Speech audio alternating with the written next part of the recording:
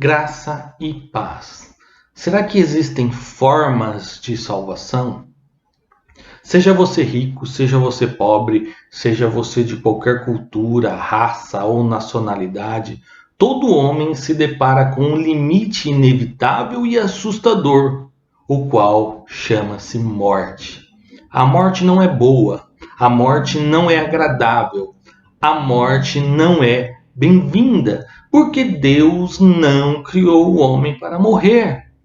Mas, por decisões do próprio homem de afastar-se de Deus, sendo Deus a fonte da vida, consequentemente isso gerou morte, causada por uma doença chamada pecado. O próprio Deus, pela sua infinita misericórdia, apresenta para o homem um plano de salvação, um remédio para essa doença que se chama pecado, e nos livrando desta forma, com este plano, da morte eterna.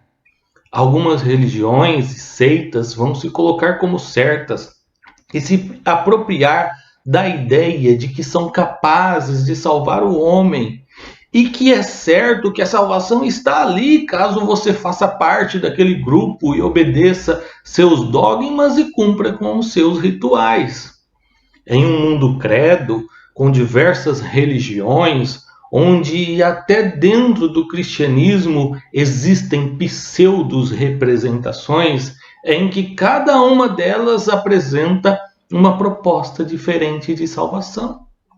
O batismo, para muitas, tem poder salvífico, por isso batizam bebês para não se tornarem pagãos, caso morram ainda quando crianças.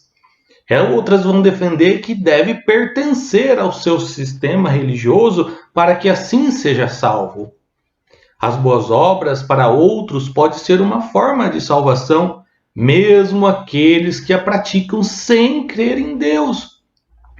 Alguns vão pregar que até mesmo depois da morte, os que morreram sem salvação podem ter outras formas, tais como reencarnação, pagar os seus erros numa espécie de purgatório ou de fogo purificador, e então assim ser salvo, ou que alguém aqui nessa terra faça algum tipo de trabalho em favor dos mortos, ou pagamento de indulgências, ou qualquer tipo de manifestação espíritas, e assim se salvarem. Allan Kardec declarou que fora da caridade não há salvação. Se eu me declaro cristão, no mínimo que tenho que respeitar é a fonte do cristianismo, a Bíblia Sagrada, o que a palavra de Deus nos revela. Com isso, cremos que não existem formas, meios e nem méritos de nenhum ser humano usar o seu próprio corpo para que alguém seja salvo. Mas a forma que temos para sermos úteis para Deus é aproveitar as nossas oportunidades para apresentar às pessoas o caminho da salvação, anunciando a Jesus, que é digno de toda honra e mérito pela salvação. Cremos que a salvação é um presente gratuito de Deus ao homem, através do sacrifício do nosso Senhor Jesus Cristo na cruz, pois não havia em nenhum homem e não há capacidade, fidelidade ou mérito algum para que seja salvo ou salve alguém.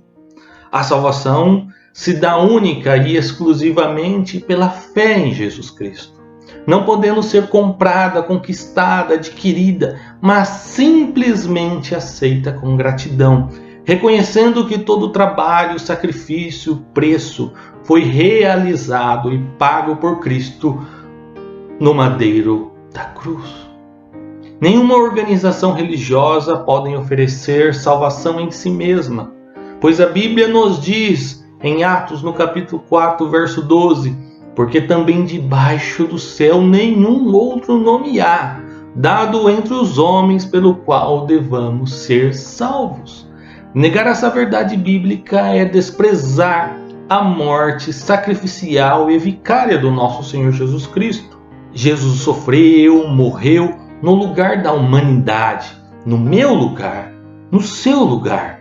Ele é o Cordeiro de Deus que tira o pecado do mundo.